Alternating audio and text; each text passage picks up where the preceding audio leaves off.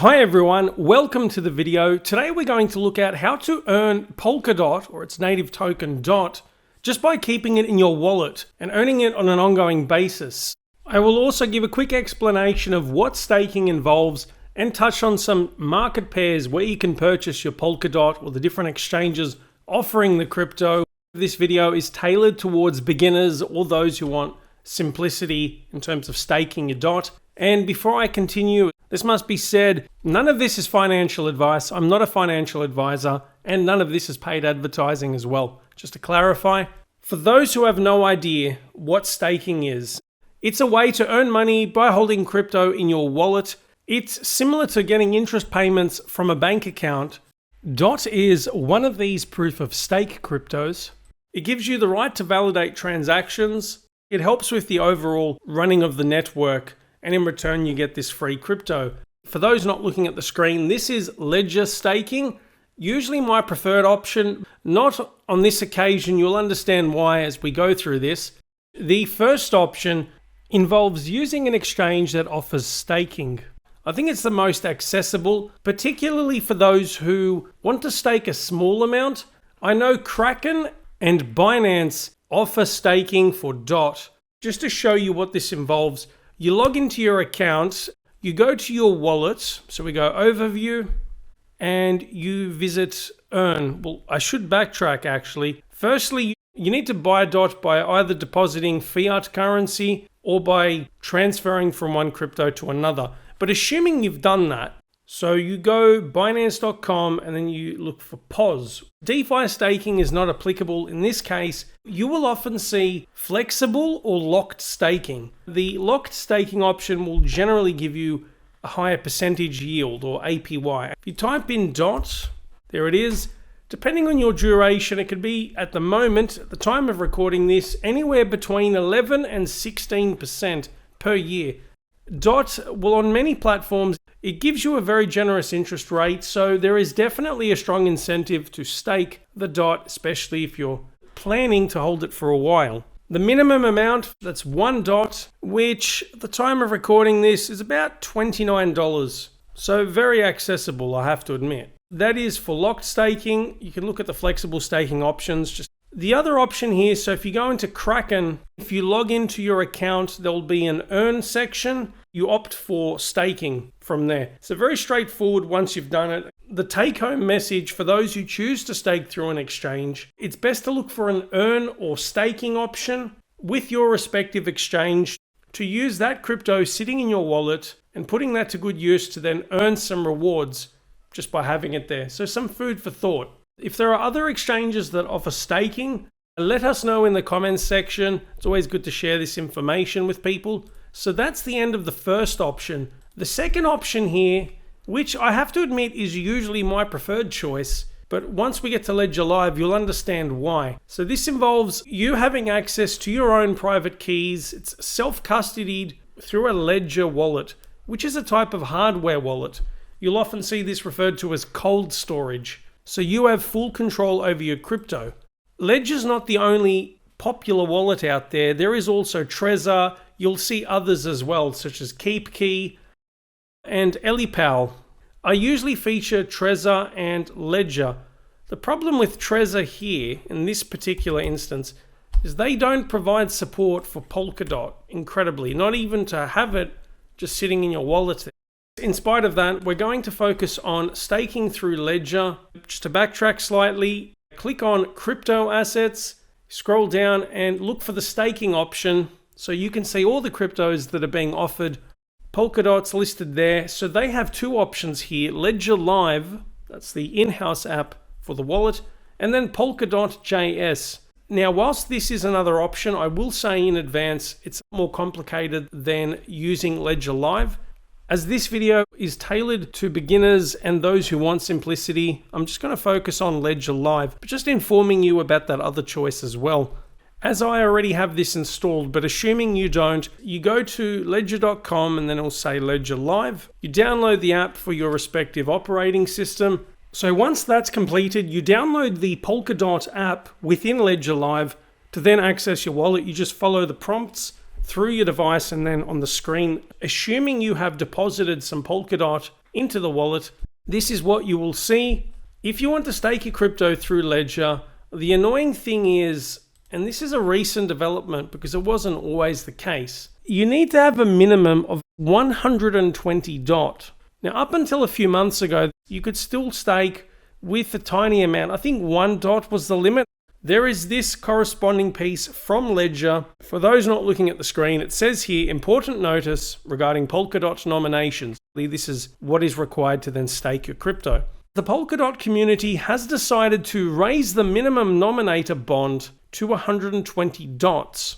Existing nominations bonding less than 120 DOTs may be chilled and thus would stop earning rewards. Assuming a price of $29 per DOT, say that multiplied by 120, that would involve a total value of just under $3,500. Now, not everyone has that available, or some people just don't want to throw that much money into the crypto because there are so many different digital assets out there. I'm surprised the Polkadot community has decided on this. I wouldn't be surprised if they change the limit at some point, but again, just for perspective, so you understand how much money is involved. Another reason why it surprises me is that you look at the cryptos that are being offered as part of staking. Ethereum, it's a recent development through Ledger. They stake through a service called Lido or Lido. I haven't used it yet, but I know many places allow you to stake your ETH as part of a staking pool to then get to the 32 ETH figure. They've given the people that option for those who want to stake a tiny amount. But looking at Tezos and Cardano, two popular alternatives, Cardano and Tezos don't enforce such a prohibitive minimum limit, so to speak, like the 120 DOT. They make it a lot easier, that I will say from experience. I'm not blaming Ledger, it's whoever decided this system. I think they'll have to review it. Just my thoughts, of course. If you want more people participating, I will inform you as well, there is a potential risk with staking Polkadot. So it mentions here through Ledger, is there a risk to stake Polkadot? It says, with Polkadot, the validator and nominator could lose a portion of their assets if the validator misbehaves and is slashed. As such, it's important to take a good look into who you are nominating. And this provides a link to the Polkadot wiki, some of the basics here about nominators and validators. There is this Polkadot piece titled, How do I know which validators to choose? It will give you a list of recommendations with additional information through this link here, polkadot.js, some of the best practices to implement when looking for a validator. I'll list some of these. Choose more than one validator. Should also check if the validator has verified their identity, which relates to a green check mark or chain next to their name. Be aware of the most profitable options. Always good to be cautious. Pay attention to the quoted commission. If you nominate a validator with 100% commission, that means you will get no rewards. It's something you should always check. For some people, it may not be the first thing to come to their minds, especially if they're new to the space. Additionally, make sure the validator is not oversubscribed. If that's the case, you could lose some rewards. That applies to other cryptos as well. And there is more information here through this piece. Again, just informing you about everything involved. I think it is still a great system for those who are willing to stake the minimum amount. I'm glad they're offering this system, and at some point I look forward to seeing Trezor and several other cold storage wallets offering support for Polkadot and then allowing staking eventually. So these are the two main options. The third option, I will quickly allude to it. Not as user-friendly as Ledger Live or going through an exchange, but it is, from what I understand, it's open source. There's no need to have a Ledger device. You can create your own wallet. It's free. It will involve some more steps, at least at the time of recording this, but it allows you to have access to the private keys and then stake crypto. If this is something you want to pursue, there is a corresponding Polkadot piece. How do I stake or nominate on Polkadot? And there is an additional article here or wiki entry for those who want to use Polkadot.js through your Ledger device. So all of that there. And before I forget, I did mention, where can you buy Polkadot? So what are the different trading pairs and which exchanges offer it? So through Live CoinWatch, for example, we've got the different exchanges here. So Bitfinex, Coinbase Pro, Binance, Kraken, as I spoke about earlier, those two. And there'll be several others with the corresponding trading pairs. One last thing to mention here. Whilst I think this project will do well and that it's good they've got staking options, if you choose to stake through your own wallet where you've got the control of the private keys, I came across this thing called unbonding or rebonding as well, but sticking to the former, it's this period between when you stop staking your DOT and then when you can actually access the tokens or withdraw them. It mentions here, this duration varies depending on the network you're on, and it will typically be 4 times as fast on Kusama as it is on Polkadot. The unbonding period is 28 days on Polkadot and 7 on Kusama. To backtrack slightly, Kusama is another crypto that acts as like a Polkadot testnet. They've got that affiliation, but 28 days on Polkadot just to be able to fully unbond your crypto and then access it, I think that's ridiculously long. A lot could happen in 28 days. A hypothetical scenario, there is a huge bull run, like what happened back in 2017. Let's say that happens again and you want to withdraw your crypto and you have to go through this withholding period.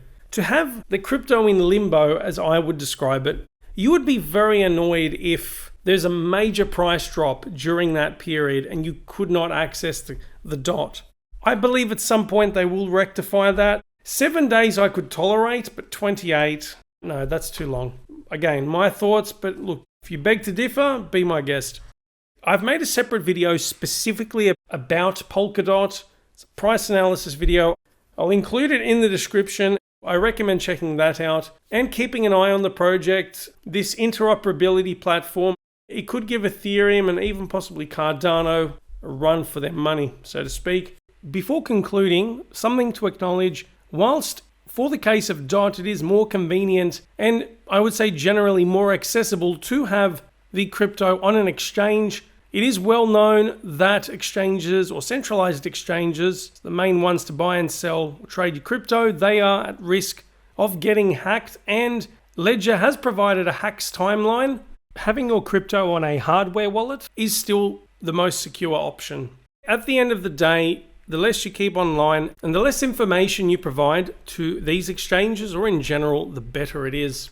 That is a whole different topic for discussion. The focus is Polkadot staking. There is a summary of how to do it. Interesting times ahead. It's had a pretty good year. It's even outpaced Bitcoin and not far off from Ethereum. As we finish this video, segueing into a quick market update, Bitcoin at $41,200, Ethereum just under $2,800 per ETH, ADA $2.24, Binance Coin $344, XRP 92 cents, Solana $132. Some major winners and losers. Tezos is up 6% for the day. It's had a decent recovery for the week. Some major drops. PancakeSwap 10%. Theta down 10% as well. OKB down 15%. So quite a few double-digit losses. Mostly red just at the moment. Let's see what happens. And that rounds out the top 100 there. What are your thoughts about Polkadot, staking, any other proof of staking cryptos, all of that jazz? I look forward to your feedback. If you enjoy this video, give it a thumbs up. Subscribe if you want to stay up to date with my latest content. If you have something to say or you just want to say g'day, well, by all means, leave your feedback in the comments section. More videos coming soon. Thanks for tuning in and talk to you shortly. See ya.